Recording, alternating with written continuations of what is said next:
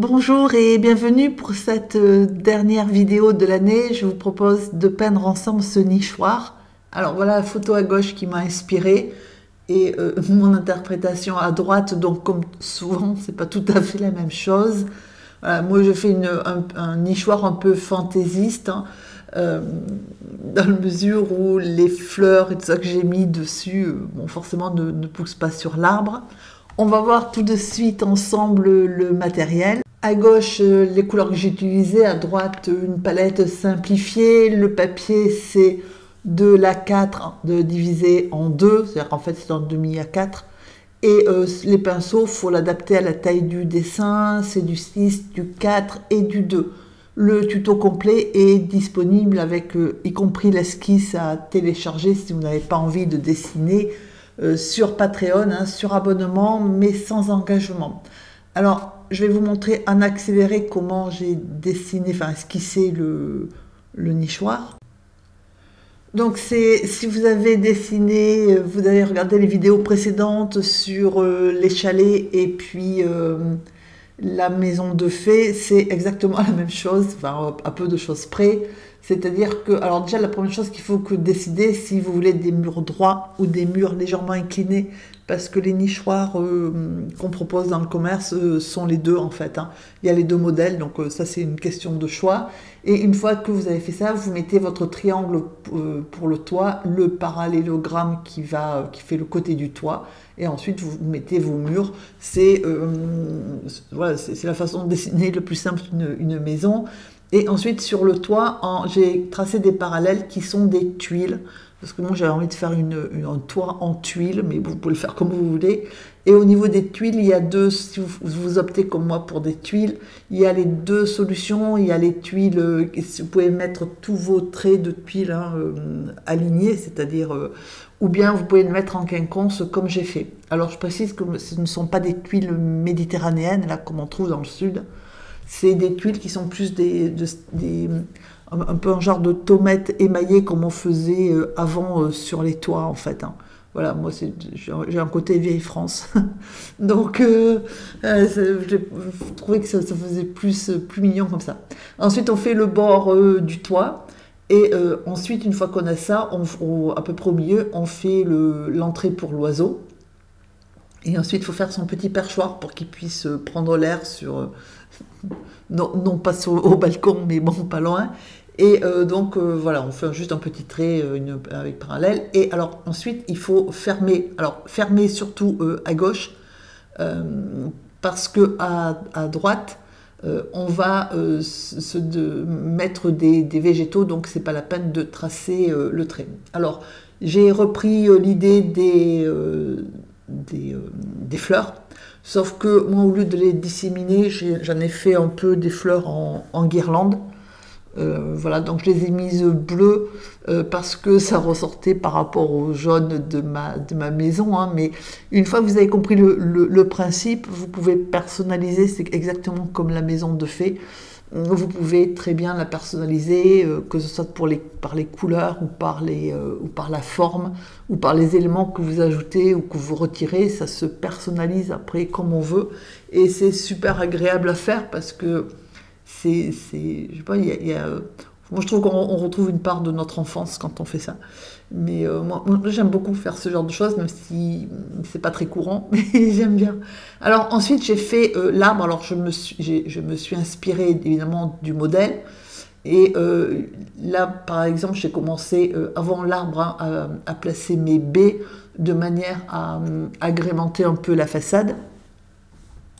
Et à décorer aussi, comme on est en période de fin d'année, de fête de fin d'année, et à décorer aussi mon perchoir avec des motifs qu'on peut retrouver sur les cartes. Enfin, moi, dans ma idée, c'était pas une carte, hein, mais voilà. Et donc, j'ai fait l'arbre. Alors, le tronc d'arbre, par rapport à l'entrée, hein, je l'ai placé au centre, et ça correspond à peu près à ce qu'il y a sur la photo. Sauf que sur la photo, la maison, enfin le perchoir, est moins long. Du coup, comme je l'ai mis là, c'est très joli, mais ça pose quand même la question de l'équilibre du nichoir par rapport à l'arbre, même si j'ai fait une petite branche qui sort à droite. et une qui passe derrière la maison, dont on peut supposer qu'elle se rattache forcément au tronc. Du coup, pour pallier l'inconvénient, j'ai rajouté, de toute façon c'est ce que je voulais faire, des végétaux qui vont nous masquer la base de la maison. C'est pour ça qu'il ne fallait pas forcément faire fermer la maison entièrement, de manière à pouvoir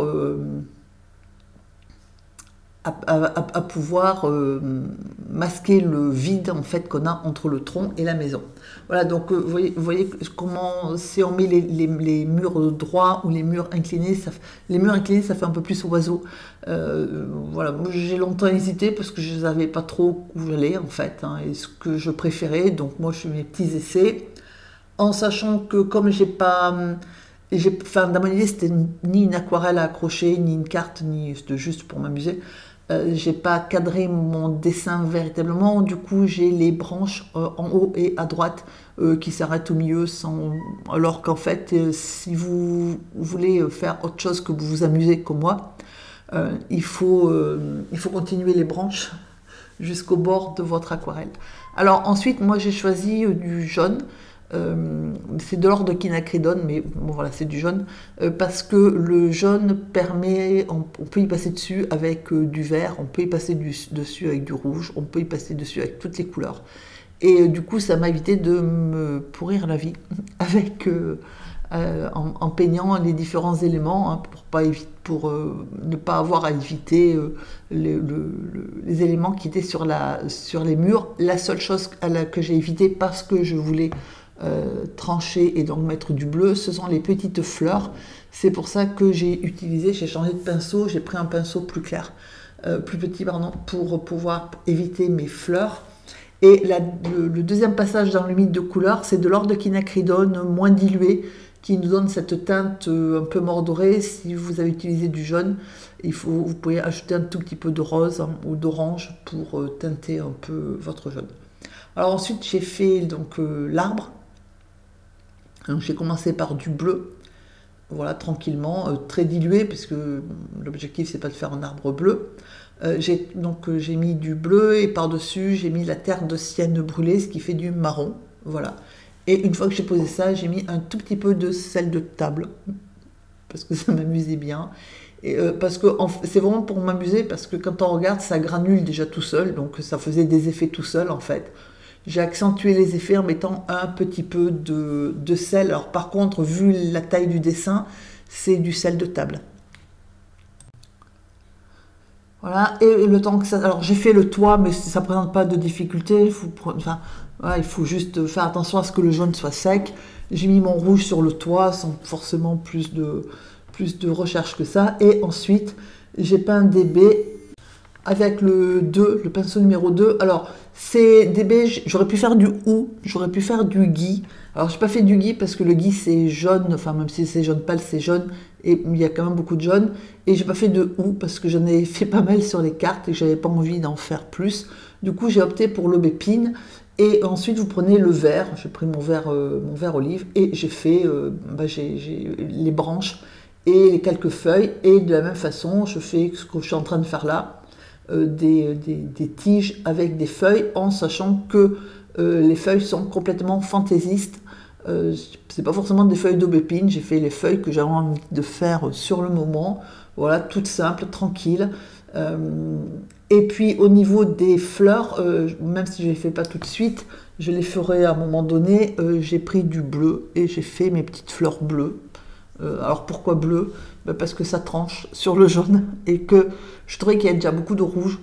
Bon, voilà, donc du coup je me suis dit je vais mettre un petit peu de bleu, et puis je trouvais que c'est justement le fait que ça tranche beaucoup et ça me convenait bien, voilà, ça me faisait plaisir de le faire, donc j'ai fait mes petites fleurettes en bleu, et voilà ce que ça donne. Donc j'ai ajouté quelques petites branches aux arbres, et à l'arbre, pardon.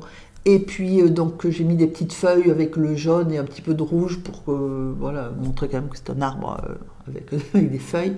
Et ensuite avec le marron, c'est-à-dire le bleu et la terre de sienne brûlée, j'ai fait le petit perchoir, l'intérieur, le bord pour rentrer dans la maison, et avec du bleu j'ai fait le fond de manière à ce que ça soit foncé, mais qu'on laisse quand même une partie un peu plus claire pour pas que ça soit non plus trop foncé. Voilà. Et j'ai repassé aussi, j'ai mis un petit coup de marron, c'est-à-dire bleu et terre de sienne brûlée sur mes branches, parce que le premier passage était un peu clair par rapport à ce que je voulais faire.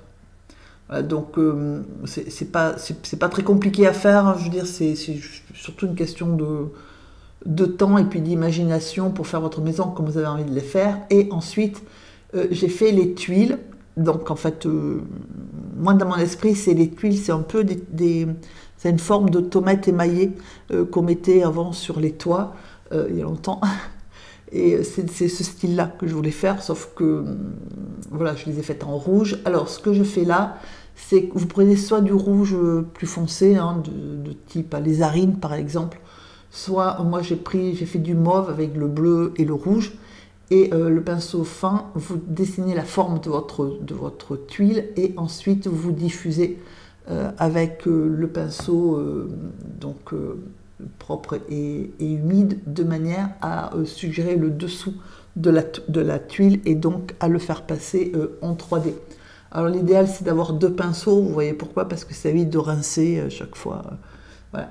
Donc ça c'est pour mes tuiles.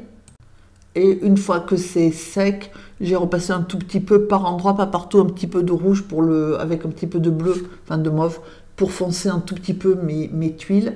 Et ensuite, je me suis dit que j'allais m'occuper de masquer l'espace qu'il y a sous mon perchoir, hein, parce que du coup, comme j'ai mis l'arbre comme il est sur la photo, mais que mon nichoir, il est plus grand que sur la photo, il y a un problème d'équilibre. Et donc, je me suis dit, plutôt que de rajouter une branche qui ne fera pas forcément super jolie, j'ai rajouté des végétaux. Alors, il faut savoir que j'étais partie pour faire des fougères, là. Et puis, je me suis dit, des fougères, ouais, pourquoi pas. Mais comme je voulais aussi mettre un petit peu de neige, parce qu'on est en hiver quand même, et donc je me suis dit, c'est plus festif si on met de la neige. Et du coup, j'ai opté en cours de chemin pour le sapin.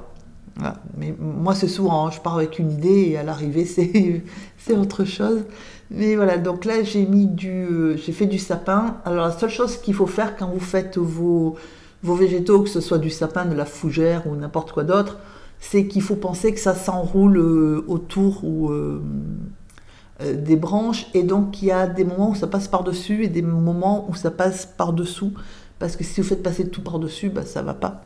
Donc il faut juste penser à ça, et donc avec le pinceau fin et du vert peu dilué, parce que là c'est que du vert peu dilué, j'ajoute là un tout petit peu de jaune pour justement l'éclaircir un petit peu, et quand je veux le foncer, j'ajoute du bleu à mon vert, parce qu'il y a des endroits où, comme là par exemple, où j'ai voulu le foncer un tout petit peu, parce qu'il faut quand même qu'il tranche sur le marron des branches et sur le bleu des fleurs. Et voilà, là par exemple, il fallait que ça tranche, donc du coup, j'ai ajouté du bleu, de manière à avoir quelque chose de beaucoup plus foncé, et qui se voit et qui tranche, parce que le vert tout seul, c'était trop, ça allait pas en fait. Ça faisait le vert qu'il y a sur les feuilles à côté, et le contraste était pas assez important. Voilà, donc après vous décidez où vous mettez vos petits végétaux, vos petites